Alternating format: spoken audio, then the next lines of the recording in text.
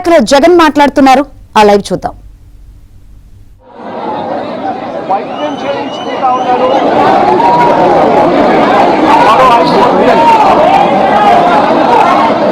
ఇందులో కూడా ఇంకో ఒకరి పరిస్థితి, హాస్పిటల్లో వైద్యం చేయించుకుంటా ఉన్నారు మరో 5 మంది. ఇందులో కూడా ఇంకా ఒకరి పరిస్థితి చాలా విషమంగా ఉన్న పరిస్థితుల మధ్య దాదాపుగా 95% బర్న్స్తో ఇంకా ఒక అన్న ట్రీట్మెంట్ చేయించుకుంటా ఉన్నాడు.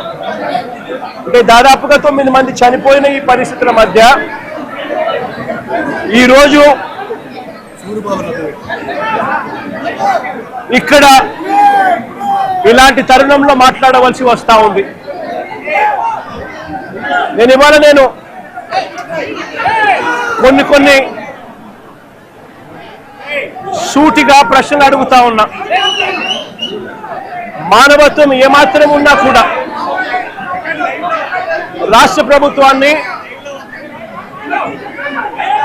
కేంద్ర ప్రభుత్వం కూడా కేంద్ర ప్రభుత్వం మీద ఒత్తిడి కూడా తీసుకొని వచ్చి మంచి జరిగించమని చెప్పి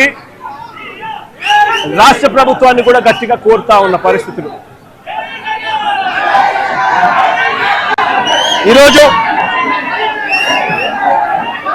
అందరం కూడా ఆలోచన చేయాలి.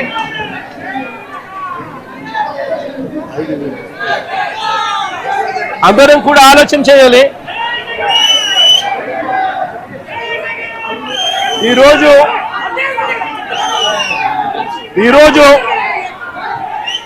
స్టీల్ ప్లాంట్ లో కార్మికులు ఎలా బ్రతుకుతా ఉన్నారు, కార్మికులకు మంచి జరుగుతా ఉందా లేదా అన్నది ప్రతి ఒక్కరూ కూడా ఆలోచన చేయాల్సిన అవసరం. 2024 వైఎస్ఆర్సీపీ ప్రభుత్వం ఉన్నంత వరకు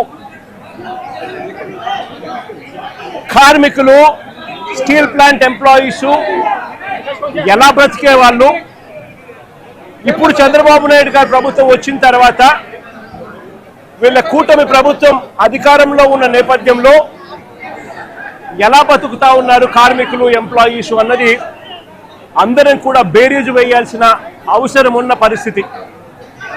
ఒకసారి గమనించినట్లయితే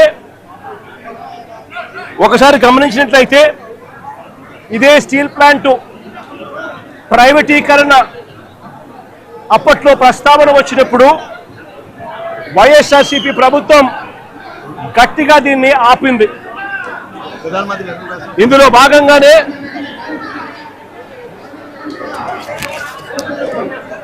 భాగంగానే అప్పట్లో 2021 మార్చి 9వ తారీఖున ప్రధానమంత్రి గారికి లేఖలు కూడా రాశాం. ఎట్టి పరిస్థితిలోనూ స్టీల్ ప్లాంట్ ప్రైవేటైజేషన్ జరగకూడదు, ఈ ప్లాంట్ను నిలబెట్టగలిగే పరిస్థితికి వివరిస్తూ ఏ రకంగా చేస్తే ఈ ప్లాంటు నిలబడగలుగుతుంది అని చెప్పి సలహాలు ఇస్తూ ప్రధానమంత్రి గారికి లేఖ కూడా రాశాం. 9వ తారీఖున లేఖ రాశాం. అదే మాదిరిగా ఫిబ్రవరి 6 కూడా 2వ లేఖ కూడా రాశాం. ఫిబ్రవరి 6 కూడా 2వ లేఖ కూడా రాశాం. ఫిబ్రవరి 6 మార్చి 9 అది చూపించు. 2 లేఖలు ప్రధానమంత్రి గారికి రాశాం. ఫిబ్రవరి 6 మార్చి 9. దీని తర్వాత మేలో 2021 మేలో ఏకంగా అసెంబ్లీలో తీర్మానం చేశాం. ఇది అసెంబ్లీలో తీర్మానం చేసిన minutes.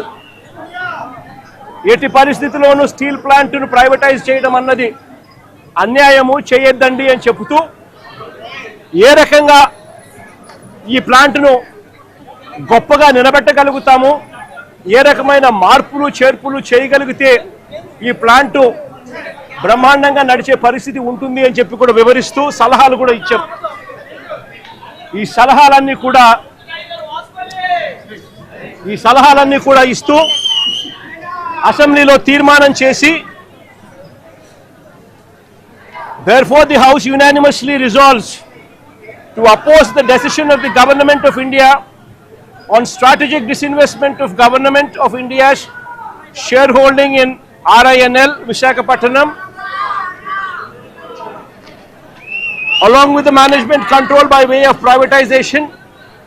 Also resolved to request the Government of India to consider the measures suggested by the Honorable Chief Minister of Andhra Pradesh in his letter dated 6th February 2021 and 9th March 2021 to make RINL profitable and remain the pride of Telugu people and the state of Andhra Pradesh.